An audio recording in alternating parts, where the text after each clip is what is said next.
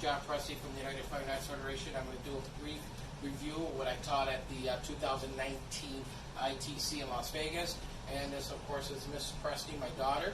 And we're going to start off. I have approximately 8 of them I like to review.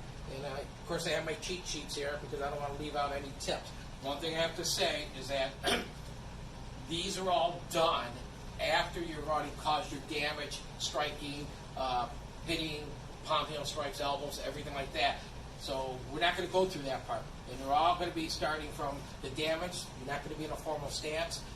In some cases, you're going to have to be behind the person, so you have to work your way to get back there. Okay? Now, I don't care what you do with these. You can use them. You may have a favorite. You can modify them. But I need you to please talk to your instructor to make sure these are allowed to be used, because there are some neck control items in here. There are a lot of takedowns, and of course I'm going gentle today. I don't want anybody to get hurt, even myself. And I'll start off with number 1. Okay, I am going to be lunging to the right, so why don't you get me back to the camera? Okay, so she has her right leg out front, and again, this argument most likely is not going to be there. I already did the damage, and all I'm doing, when I say lunge to the side of your body, that means shoulder to shoulder. So I'm just going to step out to here. Okay, so when I do that, it's going to be here. I can either bottom fist or I can grab her hair. You get 2 different results. So if I bottom fist her and I hit here, she goes down. And then that's when I come and hit her. She goes right down to the ground. I can stomp her. Okay? Yep. Or when I get back, or whether I grab the collar or grab her hair and I strike behind the knee, she's down. And then again, I can stomp and get out. You don't hang around. You don't take pictures. You just get out of there. Again, please be careful. You notice I had to yank the neck. And we just don't want anybody, getting injured. It prevents your future training. Okay, the second one. This one here, I'm going to be behind her pretty much, or along deep to the side. This side. So this second one, if I'm here, deep to the side already, and this arm's down, I am going to grab the chin, grab the back of the head, I'm going to lift, turn. That is dangerous if you didn't like that. That's a break. So here, lift, turn, and then I'm going to step back, push her down, and again, strike. Okay, let's do it again. Ready to do the other side? So again, this arm's already down. I come and I do all my damage, hit the chin, lift, turn, and I'm already getting a weight shift, step back, and push down. 2. If you need to contact me, remember these numbers.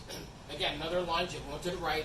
I could be right here, so it's not a big lunge. I'm not back here like our old 1 steps we would do. So I'm going to come back in. I pretty much looks like a clothesline. I'm getting my elbow and I'm bending it, my arm bending, and I'm going to catch it under her chin. And I'm going to lift up as I push the bottom part of her back.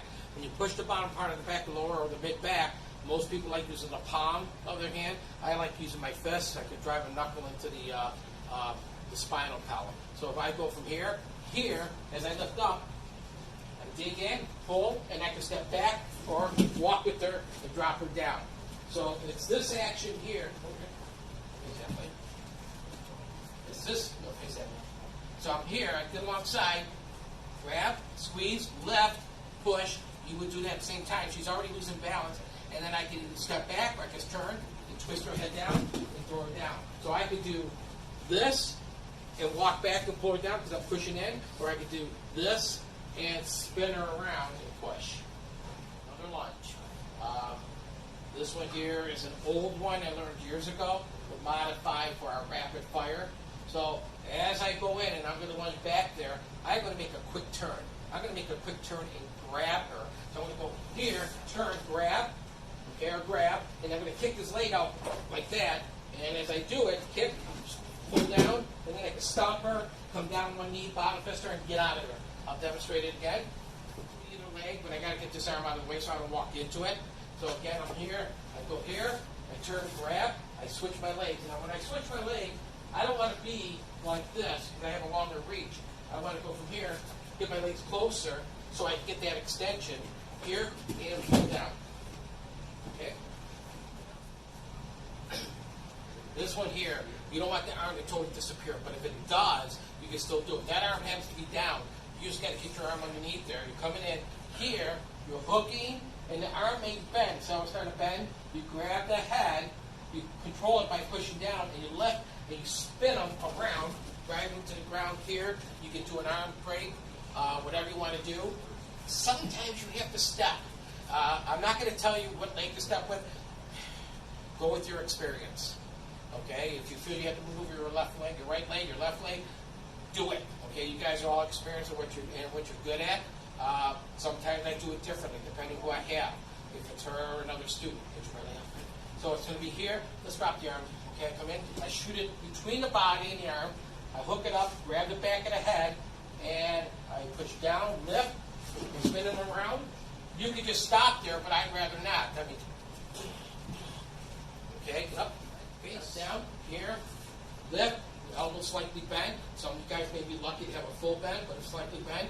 Grab the head, push down, lift, and spin. Man, I have my rib this time here. I put my rib in the knee, in the cage. My knee into her ribs. Another one you'll see, you may look it up on the internet. I've seen a lot of great guys do this. Actually, I've seen it years ago. A lot of people call this one a seatbelt one. Can you face the camera? So your arms are strapping them. You got to be behind them. Okay? You're strapping them like you're a seatbelt. You pull them and push with your hips. Once you push it with your hips, you step back. Right now, I feel like I got to step back my left leg here and drive it down. Okay? I don't know why today I did it with my left leg. Mostly I use my right because my right arm is controlling her shoulder right here, or there. Okay, so I pull in, push, and I step back my right, drive her down. Because you have control up here better than the other side, and I don't know why earlier it just felt right, but as I started to do it, I felt a little weaker. But this side here is the better way. You control with your upper arm, you tip them backwards, and you spin them. I'm going to do a face in the mirror. Okay. Right arm over left, right arm over her right shoulder, left arm underneath, grab, push in, and then step back, drop it to the floor. And then I got that perfect position to stop, kick, and run. This one's really easy. It's like listening to their heart. You're going to put your one ear. This was actually in the ISDT program. You're going to put one ear against the chest.